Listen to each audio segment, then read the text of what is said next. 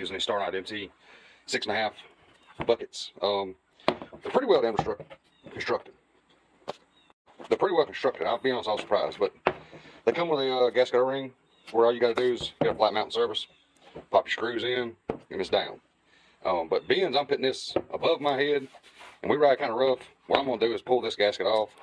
I'm going to mark out where it's going to go. I'm going to take some sandpaper. I'm going to rough up this plastic. Take some sandpaper, rough up that plastic. Now I'm going to use some JB Weld Plastibond and some pop rivets. We're going to put the Plastibond down, put the ring down. I'm going to drill my holes, and I'm going to pop rivet this to my top instead of screwing it and using the gasket. Like I say, not that there's anything wrong with what they sent, it's just safety above my head. I'd rather have a little insurance. We're going to put some recoils in it, 6.5 inch recoils. And speaker fits good, holes line up like they should. The recoils come with some clips that go here, and here, and here, and here, of course. But yeah, we're going to screw the speakers down using the clips that come with the recoils. What's nice about these buckets is you can actually mount the speaker from the inside if you choose. That's pretty sweet. I like that. You know, a little more flush look. But being I'm epoxying mine to my ceiling, I'm not going to flush mount mine. You know, I wish I had a different location on the buggy, but you know, we're not. So we're going to above and we're going to bolt to the outside. But like I said, the options there. You can do either way. But yeah, we'll pick this back up when we get some sanding done and some holes drilled and get ready for epoxy. Alright, so like I said, what we're going to do is going to lay them on the rooftop. Just trace them out. Make sure you got them out, you know, laid out like you want where you ain't reworking yourself. I've actually already done the passenger side one.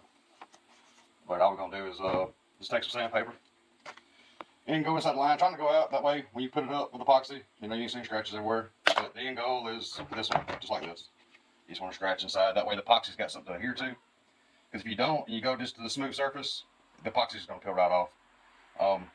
We're going to do the same thing with these. Like I say, these come with a gasket, which is pretty nice. All you do is just put them on a flat surface, bolt them down, and it's sealed. But I'm going to pull them off, scuff them, and use epoxy and pop rivet these on.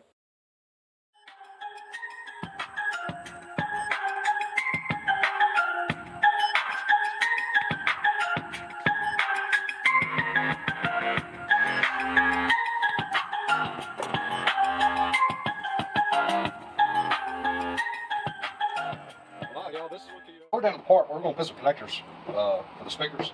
Instead of just crimping them on, I like to solder them, especially when it's a high vibration area. Could solder straight to the speaker, but you know, not knowing as far as blowing them or nothing, so instead of fighting that later on, we just solder on some connectors now.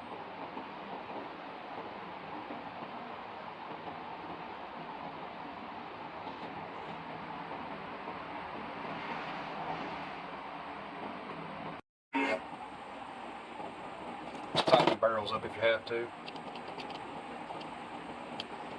Well,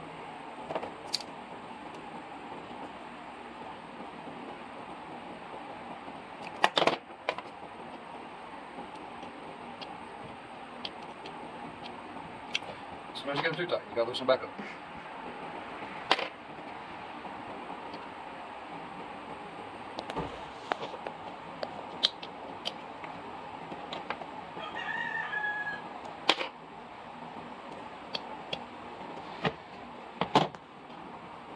We're going.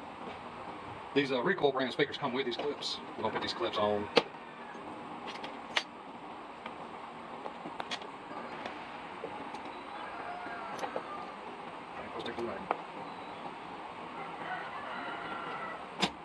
They can be kind of tricky.